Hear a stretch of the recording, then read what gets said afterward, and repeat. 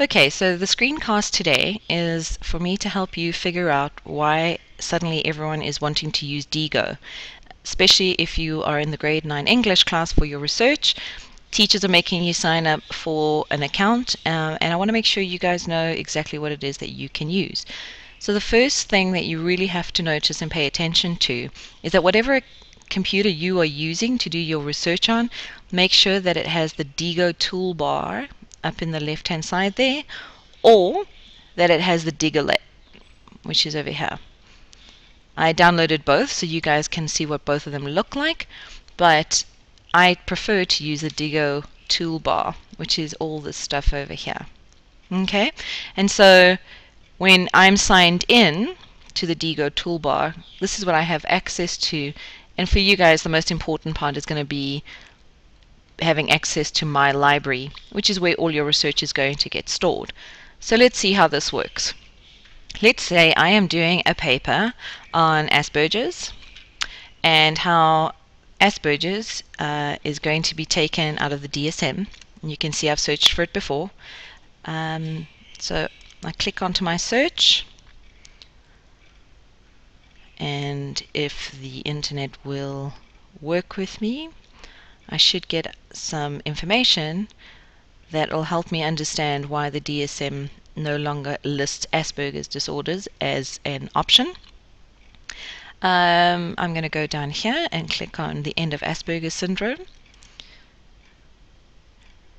And so when I get to the article, I now have a choice to make. And the choice is, do I want to keep this article because I think it has information that I could use in my research paper, or do I think it is useless? So I'm going to look through and say, oh, you know what? Actually, I really like this article. So step one of the whole process is to bookmark the article that you are interested in. And when you bookmark it, it comes up with a screen that looks like this.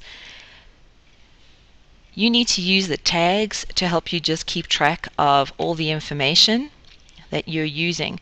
So for example, if this is an English paper, you might want to tag it as English so that it's all kept together in your library. So you click Save. It's now bookmarked into your Diigo account.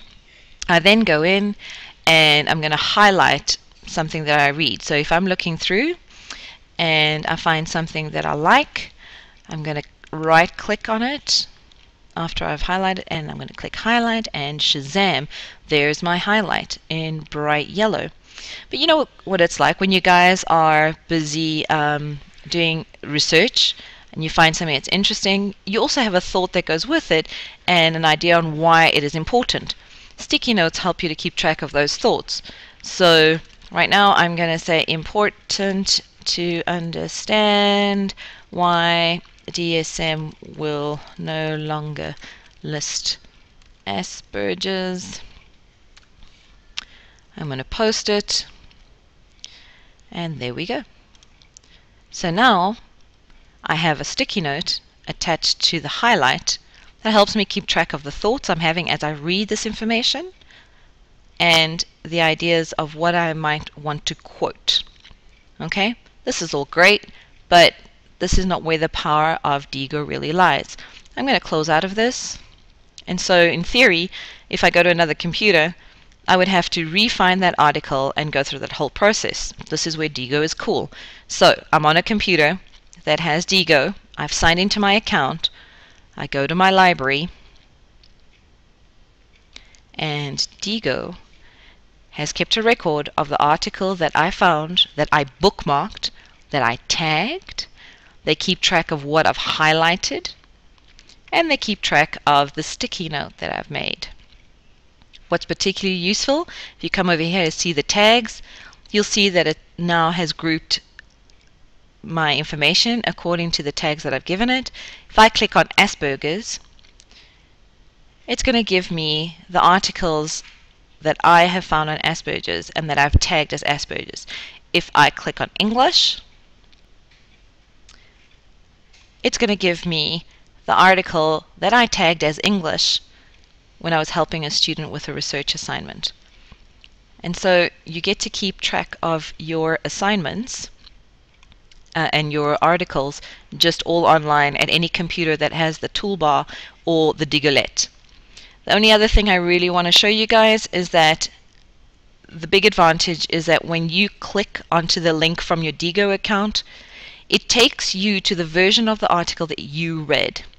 So you know what it's like. Sometimes you read an article and you go back for it and it's been pulled from the website or it's been modified, and suddenly you can no longer find the information you wanted it for. Diigo keeps a copy of the article as you read it, bookmarked it, and highlighted it. So there's my highlight, there's my little note, and this is the article that I've read regardless of what they do on the live website. Just some things that you can do with your Diigo.